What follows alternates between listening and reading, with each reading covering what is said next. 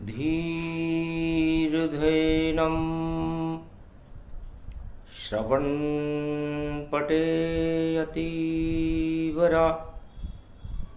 महावाक्य जनार्दन सच्चिदानन्दत्वं शरणं व्रजेश यादवेन्द्रं दयादाता पुण्डरीक्षाशीर्षागरशयनं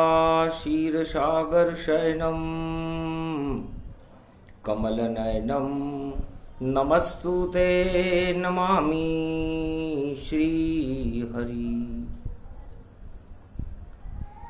धैर्य से जिसको धारण किया जाता है, कर्णपटुओं से जिनका पान किया जाता है, ऐसे सच्चिदानंद भगवान श्री यादवेंद्र सरकार को मैं नित्य ही चिंतन करता हूँ, नमन करता हूँ। जिनको नमन करने से मंगलादि मंगल तो हो ही जाते हैं, साथ ही में बहुत बड़ा बल मिलता है मनुष्य। वाणी ब्रह्माणी करो वाणी पर नितवास, राम कथा वर्णन करूं पूर्ण कर्मा आस। श्रीमन नारायण नारायण नारायण, सत्यनारायण नारायण नारायण, लक्ष्मी नारायण नारायण नारायण। बुधवार एकादशी कलयुग में पड़ जाए, देव शयन कर जाएंगे। और देखो नारद मुस्काए, नारद घंटा ध्वनि तब कीनी, नारायण प्रसन्न कर लीनी। क्या रहस्य प्रभु हमें बताओ, और शयन करो तुम कहां पर जाओ। क्यों करते हो शयन और कहां जाते हो आप, और 4 महीने तक और किसका करते जाप। सियाभर रामचंद्र शंकर हरि, दान करे धन नहीं घटे, और कह गए विष्णु भगवान। और फिर भी राजा बलि का कैसे घट गया दान। महाराज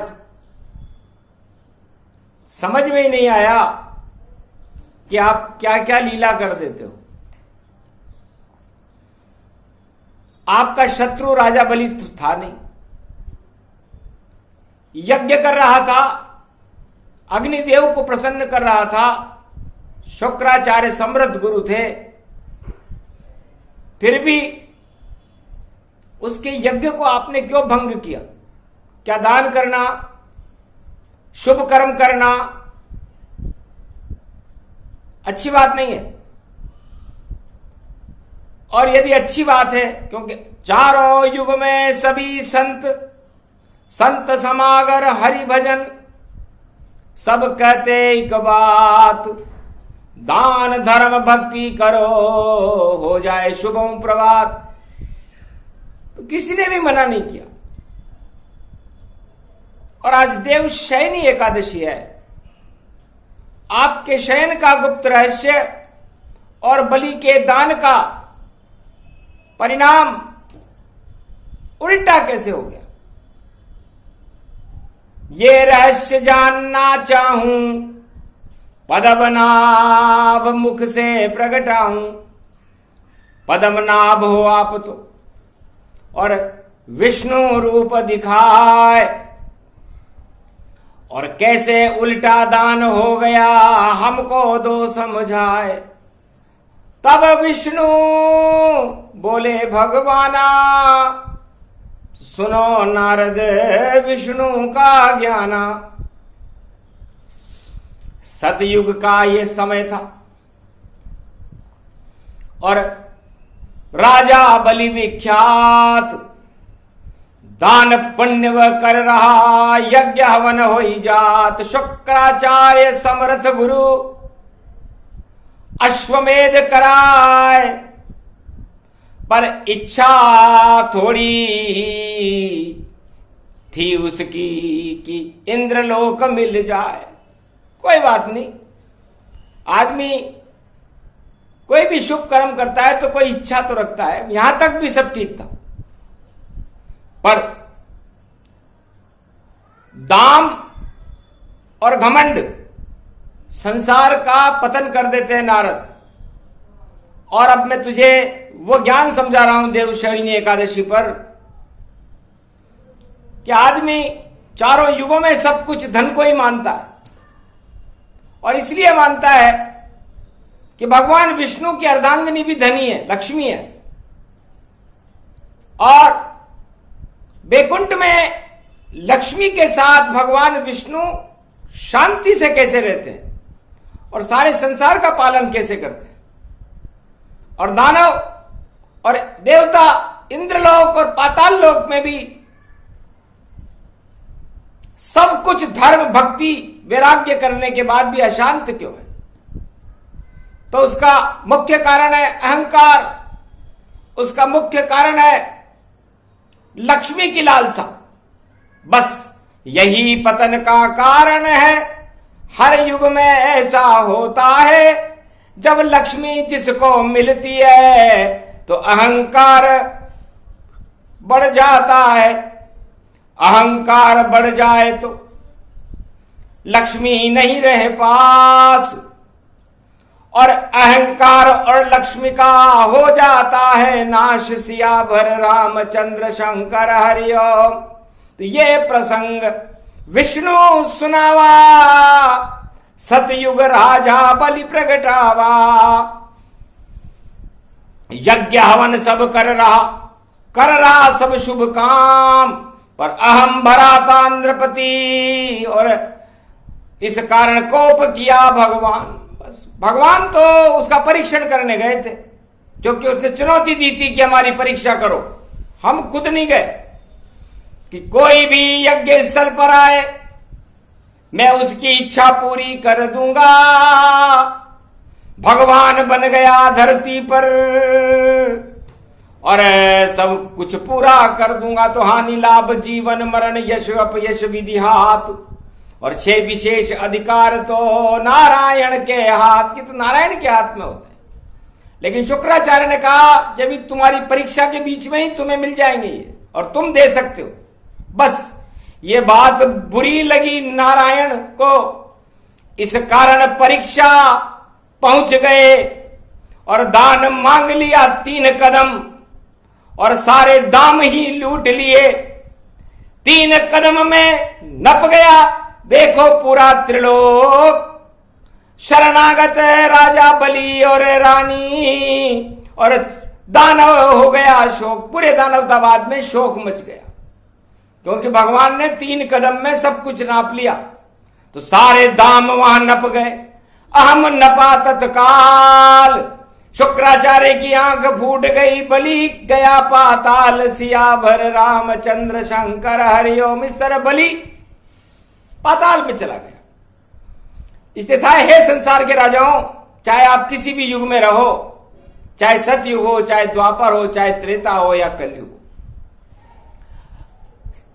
सत्ता मिलते ही और लक्ष्मी मिलते ही और जय जयकार होते ही आदमी को अहंकार आ जाता है। चाहे वो तिनका हो या सम्राट हो। सत्ता का सिंहासन, इंद्रलोक का सिंहासन, उसकी चमक ही अलग होती है, और वह उस चमक दमक में अपने आप की सुध बुध भूल जाता है और उसका पतन हो जाता है।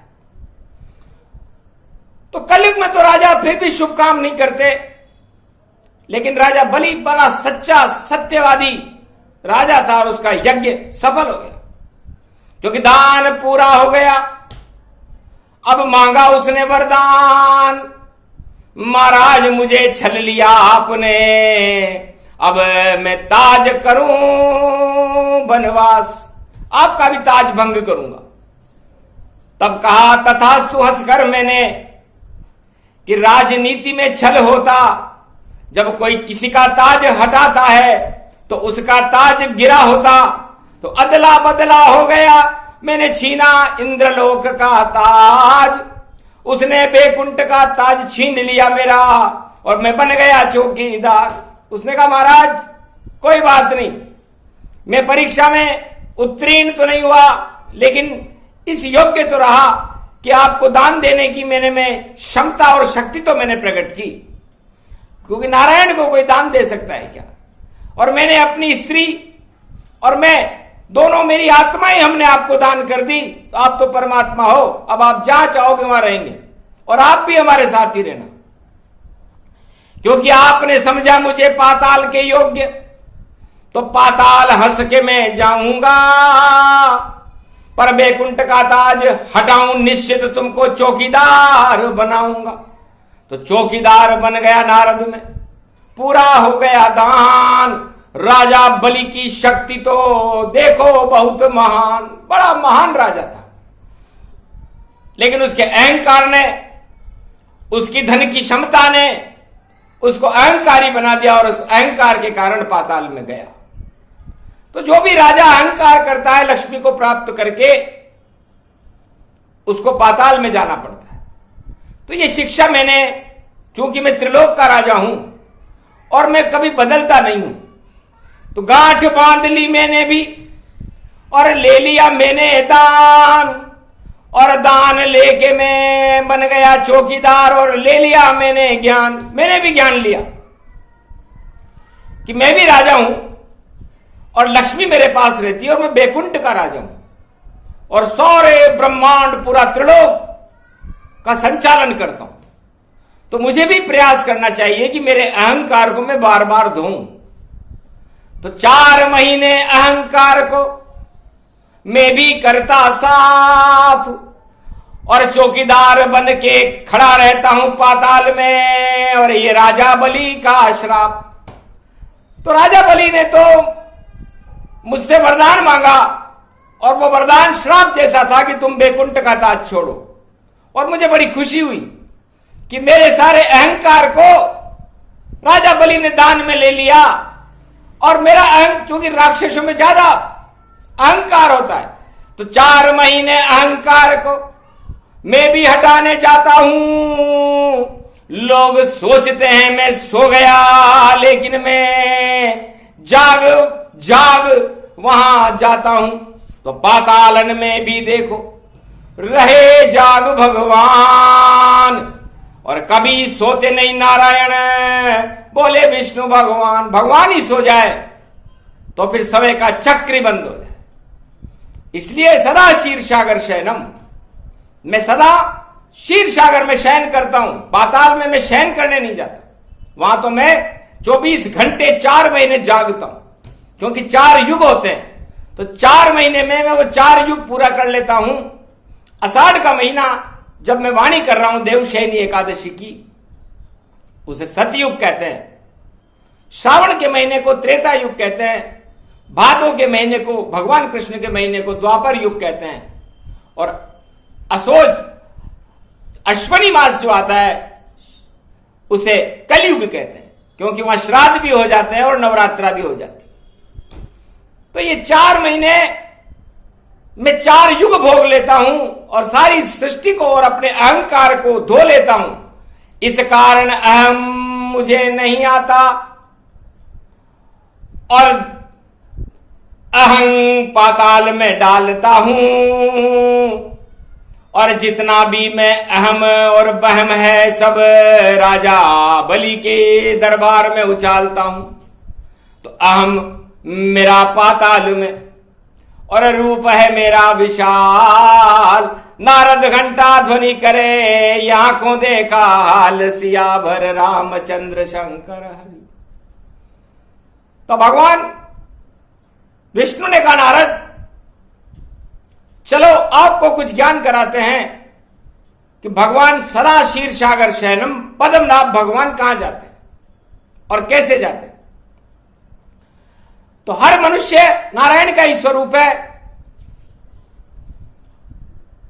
और जो नाभि होती है, ना का मतलब नारायण से है और भी का मतलब उसके भीतर, तो मैं नाभि कमल के अंदर कर जाता हूं प्रवेश, 4 माह नाभि के भीतर और नहीं रहूं मैं शेष।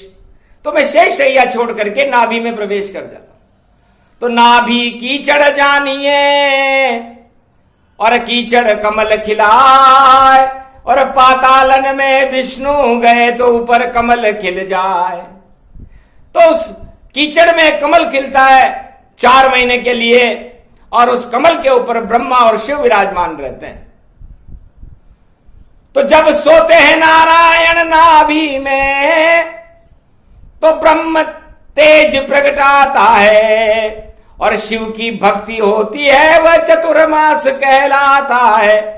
तो अंधकार पाताल है, नाभि अंध है जान, और बाहर नाभि कमल में बैठे ब्रह्मा शिव भगवान।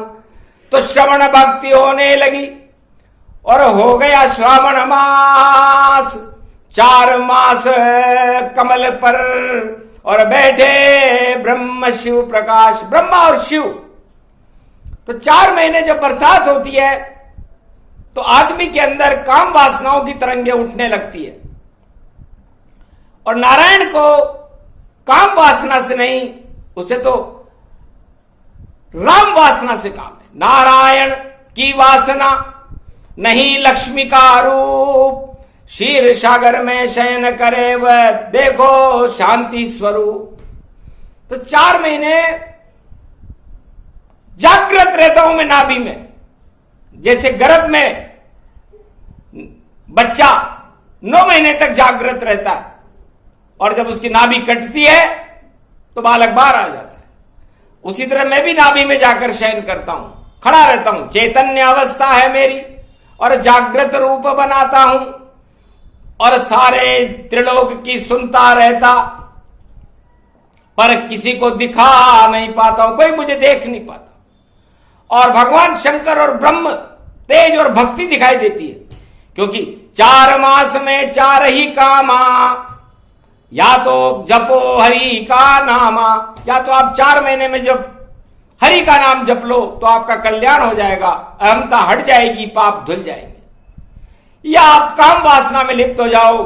कामदेव की है तरंग ये बरखा रानी जान, इंद्रलोक का भोग है जिसे भोगे सब इंसान। तो सारे इंसान, कोई जंगल में जा रहा है, कोई कहां जा रहा है, कोई काम वासना में लिप्त है। तो जो भोग कर रहा है वो भोग में लिप्त है, और जो भगवान को जप रहा है वो भगवान में लिप्त है। तो ये चतुर्मासा बड़ा महत्वपूर्ण है। तो चतुर्मास में चतुर नर और चतुर सब नारी, हरि का नाम जपते रहते हैं, पाप हटे तब सारी। तो जो चतुर लोग होते हैं वो इन 4 महीनों में भगवान को चतुराई से अपनी तरफ कर लेते हैं, और जो मूर्ख होते हैं वो भगवान से दूर चले जाकर के काम वासनाओं में लिप्त हो जाते हैं। क्योंकि नाभि के नीचे 10 इंद्रियां होती है, और 10 इंद्रियों के भोग काम क्रोध मद लोभ छल पाखंड है। और यदि आप इनमें उलझ गए तो फिर आप बाहर नहीं आ सकोगे पाताल से। भगवान विष्णु तो हर साल अंदर भी जाते हैं, और जब इच्छा होती मास पूरा होता तो बाहर खुद ही आते हैं। तो रोक नहीं आने जाने में, वह तो विष्णु भगवान अपनी इच्छा से दिया बलि को वहां वरदान, सिया भर रामचंद्र शंकर हरिओम। पर आप नहीं नारायण जानो, नर का रूप आपका मानो। तो 4 महीने काम क्रोध मद लोभ से रहना भैया दूर, भक्ति करते रहना तो भगवान मिले भरपूर। तो यदि आपको भाग्य जगमगाना हो, भगवान से मिलना हो, तो चतुर्मासा में भगवान की भक्ति करें, नारायण का नाम जपे। नारायणम कोमलांगम शशिवृहदम निराकार ज्योति स्वरूपम, नाभि कमलम नाभि ब्रह्मा शिव विराजते, अष्टपंखुरी कमल खिलावते, शक्ति छावते, छंद छावते विराजते, अष्टरूपम देव शयनम शयनम शयनम महाशक्ति महाशक्ति तेज पुंजो मयो शक्ति नमामयम। शक्ति उस कमल की एक एक पंखुड़ी पर विराजमान होती है। तो नौ दुर्गा उस नौ पंखुड़ी पर खुली रहती है और हर व्यक्ति की नाभि में भी नौ कमल की पंखुड़ियां खुली रहती है, उस पर नौ शक्तियां विराजमान रहती है जिन्हें दुर्गा कहते हैं। जब दुर्गा को यह पता चला कि मृत्युलोक से पाताल में भगवान जा रहे, तो जितनी भी कन्याएं थी किया इशारा जाए, जो भी करनी हो फरियाद विष्णु देव सुनाए।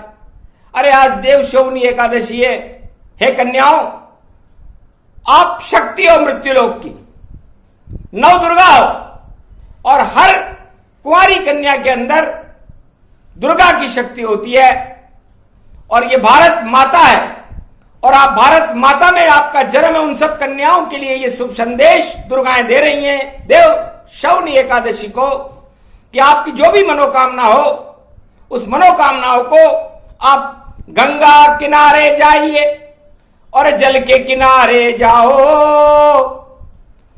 और जिससे विवाह करना चाहो उसका एक पुतला बनाओ और फेंको जल में जाए के, तो पति मिले भगवान, सारे कष्ट हट जाए तुम्हारे, देंगे विष्णु वरदान। तुम्हारी फरियाद सुनेंगे, क्योंकि जाते जाते विष्णु मृत्युलोक से पाताल में जाते हैं तो फरियाद सुनते हैं, लेकिन केवल कुंवारी कन्याओं की सुनेंगे।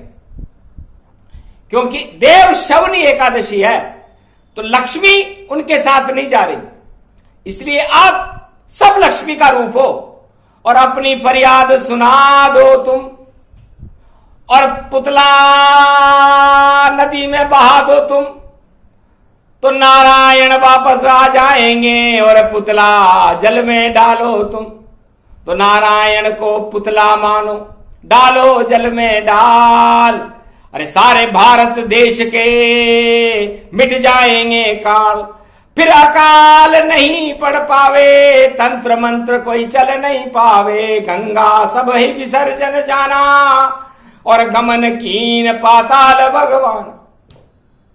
तो आपके पाप, आपके ऊपर किए गए तंत्र मंत्र और भारत के ऊपर किसी भी तरह का प्रयोग किया हो किसी शक्ति ने, तो वह सब भगवान नारायण अपने साथ पाताल में ले जाते हैं और उन कुमारी कन्याओं की सभी मनोकामनाओं को पूरी करते हैं, जिसे लाडी बहोनी कहते हैं। तो ला का मतलब होता है लाओ और ला का मतलब लाभ ही लाभ मिले तुमको, जीवन में सब कुछ मिल जाएगा।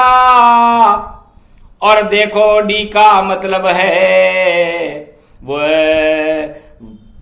और डी रूप तन पाएगा, तो ऐसी शक्ति मिले हर दिन और सारे दिन बेकुंठ, सारे सुख मिल जाएंगे, कट जाएंगे कंठ सियावर रामचंद्र शंकर हरि। तो तांत्रिक दिन एकादशी और सभी तंत्र बेकार और पातालन में जाते विष्णु करते बंटाढार। तो भारत के ऊपर जो तंत्र शक्तियां प्रयोग की जाती है, किसी भी सिद्ध महापुरुष या किसी भी शैतान के द्वारा, दानव शक्तियों के द्वारा, वो सारी तंत्र मंत्र की शक्तियों को वो कुंवारी कन्याएं पुतला बना करके और उसे जल में प्रवाहित कर देती है। तो कितना तांत्रिक दिन है।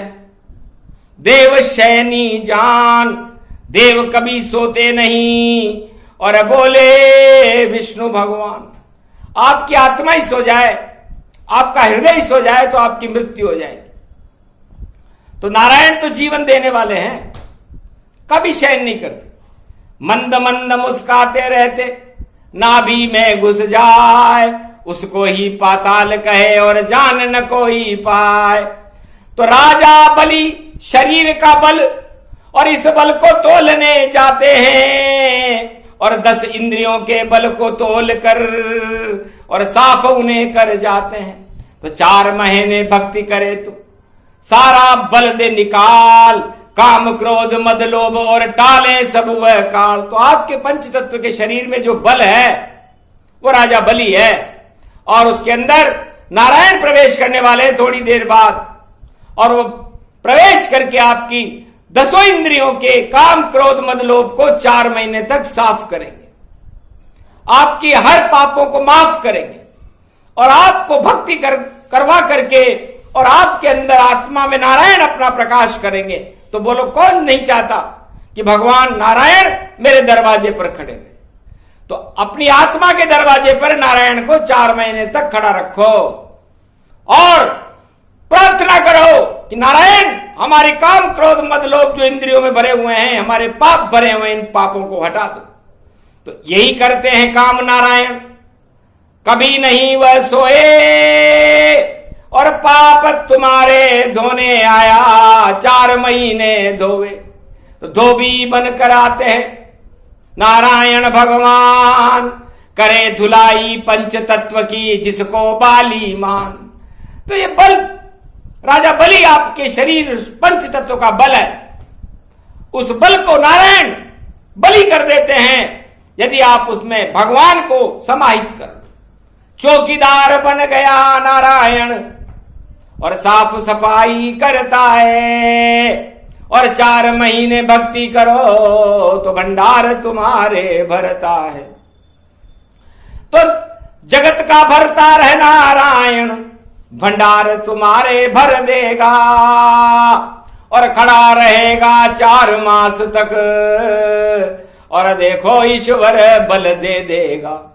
तो काम क्रोध मद लोभ और जितने छल पाखंड सारे ही कट जाएंगे और मिले ब्रह्म का ब्रह्मांड।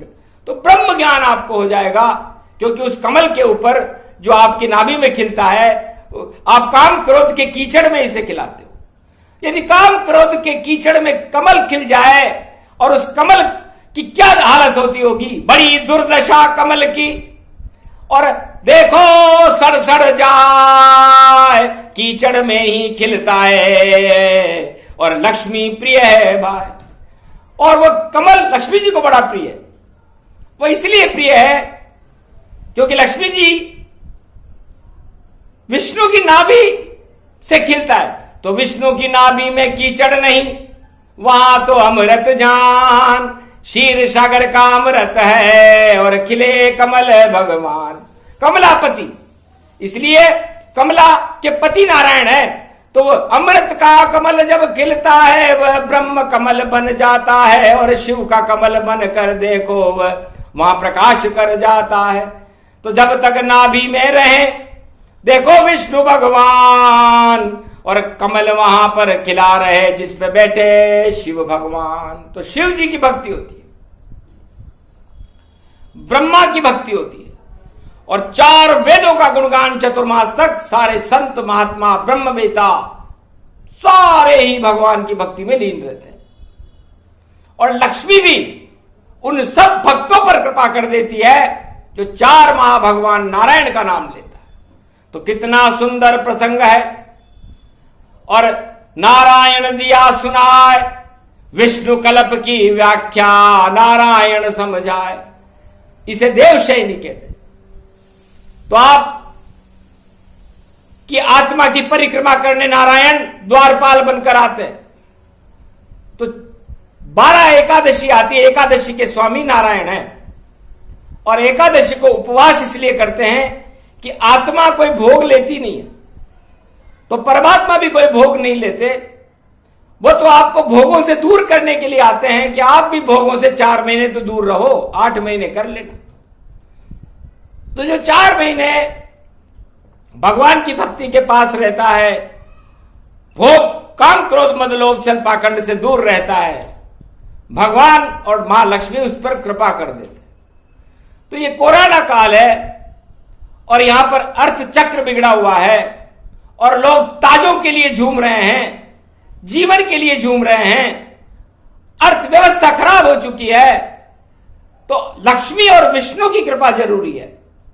इसीलिए सुनाया नारद ये कल्प, और विष्णु लक्ष्मी बरसाएंगे, गर 4 मास भक्ति कर ली भारत वालों तो आनंद तुम्हें आ जाएंगे। इस कारण नारद के दिया कलयुग में ज्ञान। अरे गौर करना विष्णु की बातों पर तो हो जाए कल्याण। इसलिए कोई राजा आपका कल्याण नहीं कर सकेगा, आपका परिवार आपका कल्याण नहीं कर सकेगा, कोई अधिकारी आपका कल्याण नहीं कर सकेगा। आपका कल्याण आपको स्वयं करना है और नारायण आपके दरवाजे पर आपकी आत्मा में खड़ा रहेगा। सारे शुभ काम करना, काम क्रोध मद लोभ से दूर रहना और 4 मास तक भगवान शंकर भगवान कृष्ण ब्रह्मा विष्णु महेश तीनों जगत गुरुओं की भक्ति करना। जो 5 जुलाई गुरु पूर्णिमा से प्रारंभ कर देना और रक्षा बंधन तक करना है। तो बंधन रक्षा का बंध जाए, वंदन नारायण करना है तो अमृत फिर मिल जाएगा और वंदन सब हो जाए, क्रंदन सब हट जाएंगे। भारत गए मुस्काए, भारत में मुस्कान वापस आ जाएगी, क्योंकि भगवान नारायण जहां जाते हैं वहां प्रकाश हो जाता है। तो इस समय सारा भारत पाताल बना हुआ है, शोकाकुले पूरा विश्व पाताल बना हुआ है, अंधकार फैला हुआ है मृत्युलोक में। और नारायण थोड़ी देर बाद बुधवार है, बुद्धि के साथ प्रवेश कर रहे हैं पाताल में और पाताल में प्रवेश करते ही नारायण का प्रकाश हो जाएगा तो फिर अंधकार रहेगा कहां। तो रग रग में हो प्रकाश और देखो परिक्रमा जान, एकादशी से पूर्णिमा परिक्रमा करे भगवान। गोवर्धन की परिक्रमा इसी को कहते हैं। अब वो भी बंद है कलयुग में, तो आप अपने घर में तुलसी जी का एक पौधा लेकर के उसके ऊपर कागज से पेन से लिख लो, त्वम शरणम ब्रजेश, या लिख लो श्री कृष्ण शरणम मम, या लिख लो ओम नमो भगवते वासुदेवाय, जो भी अच्छा लगे लिख लो। और उस लिखी हुई कागज को तुलसी के पौधे में लगाकर उस तुलसी के पौधे की 5 परिक्रमा कर लो तो गोवर्धन परिक्रमा होएगी और मिल जाए भगवान। वही फल आपको घर बैठे देंगे नारायण भगवान। तो बड़ी महत्वपूर्ण है गोवर्धन परिक्रमा। मुड़िया पूर्णिमा 5 तारीख को पड़ेगी, लेकिन वहां पर कोई देखने वाला नहीं है, ताले बंद मिलेंगे। पंचमासा है ये, इस बार चतुर्मासा नहीं है, पंचमासा है। 5 महीने का विश्राम भगवान नारायण 21वीं सदी आने से पहले कर रहे हैं। तो पूरे संसार के पंच तत्व की हर नर और नारी की सफाई करेंगे। तो सोचो कैसी सफाई होएगी। और पाप नहीं करे माफ, जो भी पाप करे धरती पर हो जाएगा साफ। सियावर रामचंद्र शंकर हरिओम। इस कारण भैया पुण्य करो और भगवान सदा जपते रहना। जब 5 मास पूरे हो तो पुरुषोत्तम भोग करते रहना।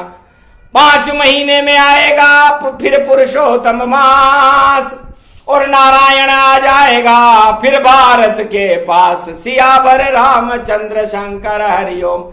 तो हिरण्याकुश को मारने के लिए ये 13वां महीना बनाया है।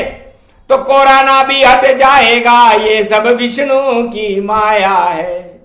ये संदेश पद्मनाभ और सबको दिया सुनाए। और केरल में वह शयन करे जो नाम पदम गति पाए। सागर के तट पर भारत में केरल में पद्मनाभ मंदिर है, तिरुवनंतपुरम में।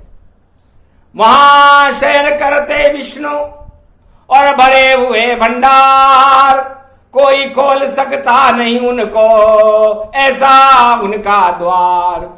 तो द्वार आपकी आत्मा, इसे खोल सके नहीं कोई। इसको बनाते हैं विष्णु, इसके अंदर होए।